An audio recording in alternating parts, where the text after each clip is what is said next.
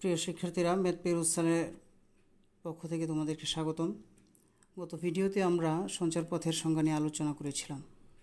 আজ আমরা এই ভিডিওতে দেখব যে কীভাবে সঞ্চার পথের সমীকরণ পাওয়া যায়। তো আমরা যে সংজ্ঞাটা গত ভিডিওতে বলেছিলাম সঞ্চার পথের, ওটা হলো যে xy সমতলে বা কোনো সমতলে কোনো বিন্দু যদি এক বা একাধিক শর্ত মেনে চলে, তবে তার ওই চলার পথটাকে সঞ্চার পথ বলা হবে। এক্ষেত্রে আমরা উদাহরণ হিসেবে দেখিয়েছিলাম সরল রেখা, পাশাপাশি বৃত্তও দেখিয়েছিলাম। তো বোঝার সুবিধার্থে আমরা এই সংজ্ঞাটা দিয়েছিলাম। কেতাবে একটা সংজ্ঞা বা বইয়ের নিজস্ব একটা সংজ্ঞাও আছে বইয়ের ভাষায়। তো বইয়ের ভাষার সংজ্ঞাটা অনেকটা এরকম যে xy সমতলে বা কোনো সমতলে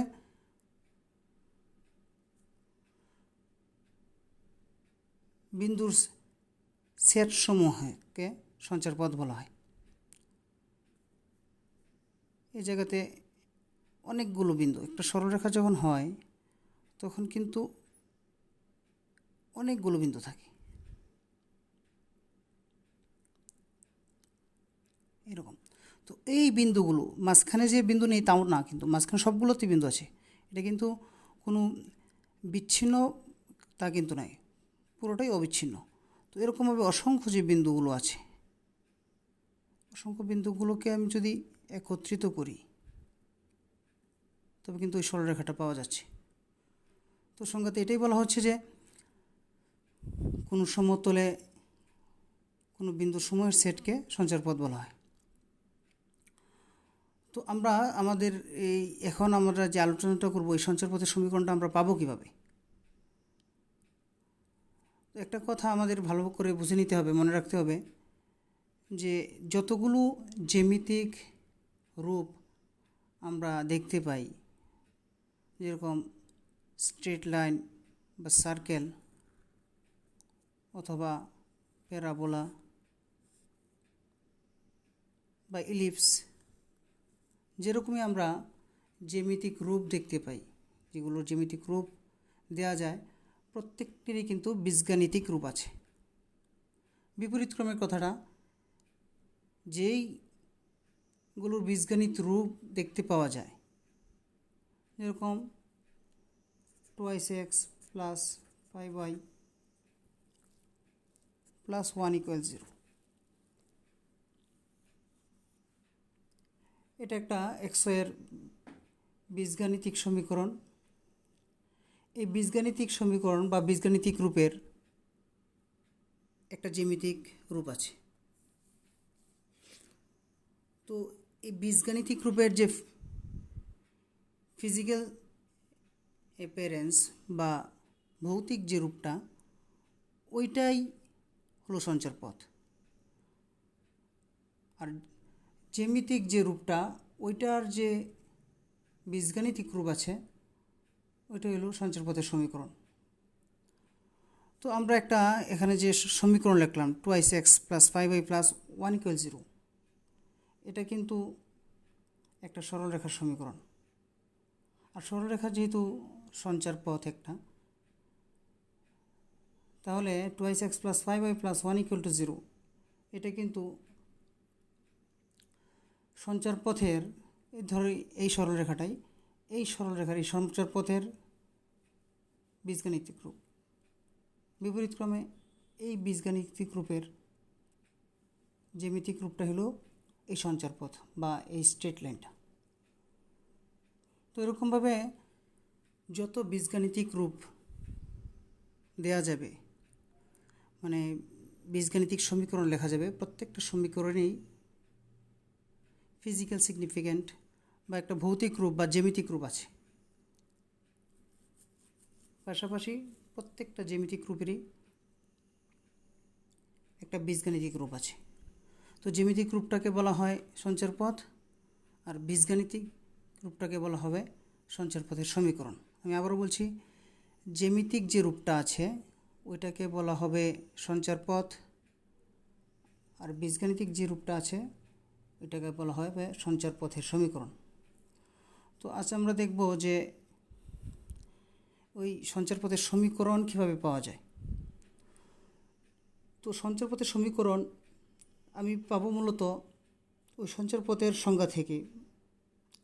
সঞ্চারপথের সংজ্ঞাতে বলা আছে যে এক বা একাধিক শর্ত মেনে যে বিন্দুটা চলছে ওই বিন্দুর চলাপথটাই সঞ্চারপথ। তো এই ক্ষেত্রে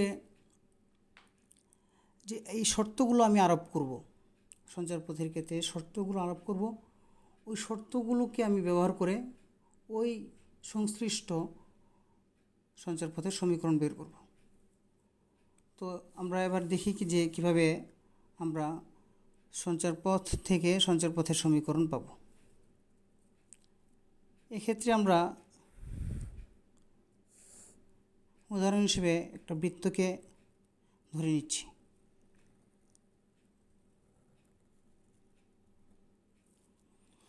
তো এটা একটা বৃত্ত। তো বৃত্তের সঞ্চারপথের ক্ষেত্রে এটার যে শর্তটা হলো একটা নির্দিষ্ট বিন্দু থাকতে হবে। ধরলাম ওই নির্দিষ্ট বিন্দুটা সি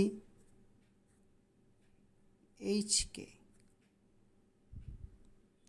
এবং এই সঞ্চারপথের উপর যে কোনো একটা বিন্দু আমি ধরলাম এই জায়গাতে পি এক্স ওয়াই।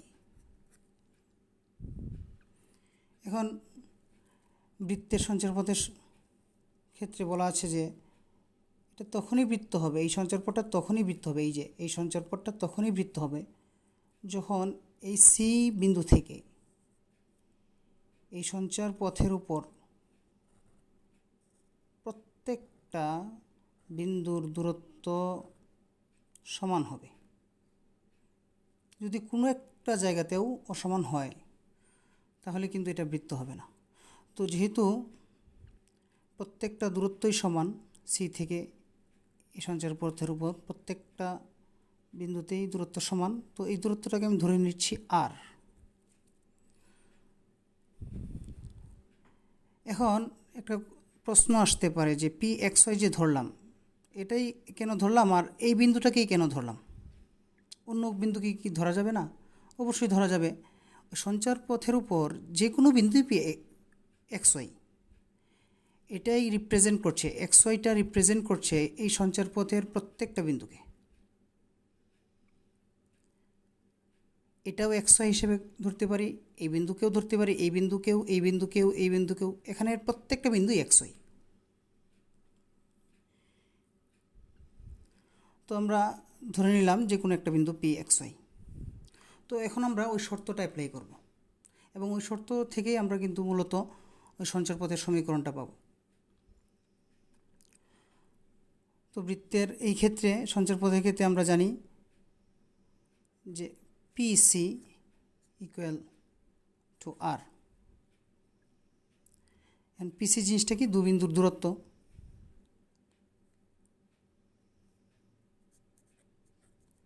তো আমি যদি পি এর স্থানাঙ্ক যেহেতু x y, C h k, তো দুই বিন্দুর দূরত্বের সূত্র থেকে আমরা পাই x minus h whole square plus y minus k whole square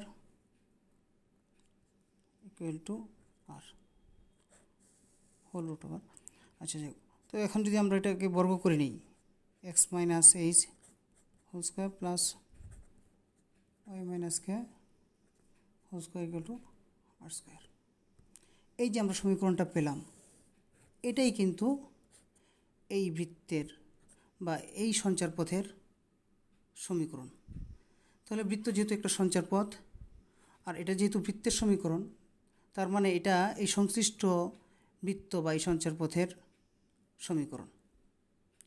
তো এই যে বৃত্তটা আছে, এই বৃত্তটার এই যে সঞ্চারপথটা, এটা হলো এটার জ্যামিতিক রূপ, এবং এই জ্যামিতিক রূপের বীজগাণিতিক রূপ হলো এই সমীকরণটা। বিপরীতক্রমে এই যে বীজগাণিত রূপটা আমরা দেখতে পাচ্ছি এক্স ওয়াইয়ের, এই বীজগাণিতিক রূপের জ্যামিতিক রূপ হলো এই সঞ্চারপথটা। এই ক্ষেত্রে যেহেতু আমি শর্তটা অ্যাপ্লাই করেছি বৃত্তের, এজন্য সঞ্চারপথটা একটা বৃত্ত, এবং সঞ্চারপথের যে শর্তটা আছে এক্ষেত্রে, শর্তটা অ্যাপ্লাই করার পরে যে আমি সমীকরণটা পেয়েছি ওইটা স্বাভাবিকভাবেই ওই সংশ্লিষ্ট সঞ্চারপথ বৃত্তের সমীকরণ হবে। তো এটা একটা সমীকরণ, আর যেহেতু আমি বৃত্তের শর্ত আরোপ করেছি তো এটা বৃত্তের সমীকরণ।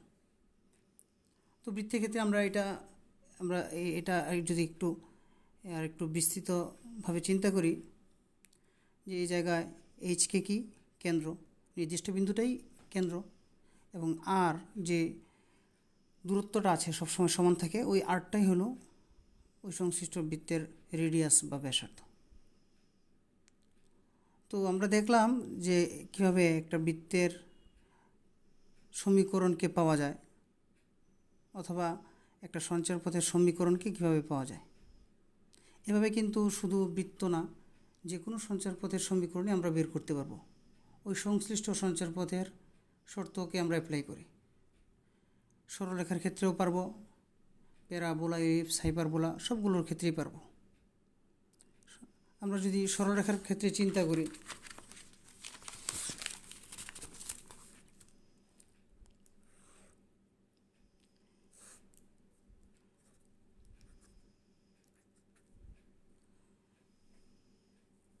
ধরলাম এরকম একটা সরলরেখা, তো এটারও একটা বীজগাণিতিক রূপ পাওয়া যাবে, যেটাকে এই সংশ্লিষ্ট সঞ্চারপথের সমীকরণ বলবে, যেটাকে আমরা জেনারেলাইজ যদি করি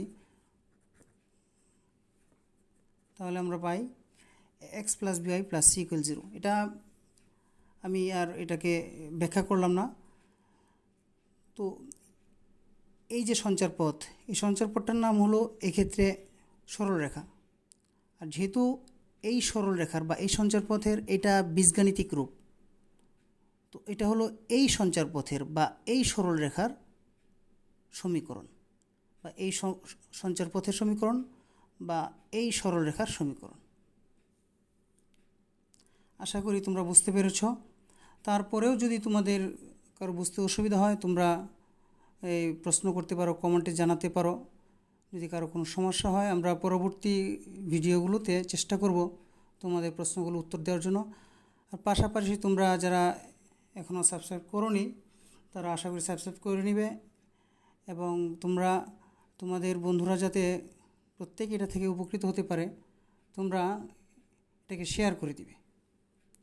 তো আজকে এই পর্যন্তই, পরবর্তীতে ইনশাআল্লাহ দেখা হবে।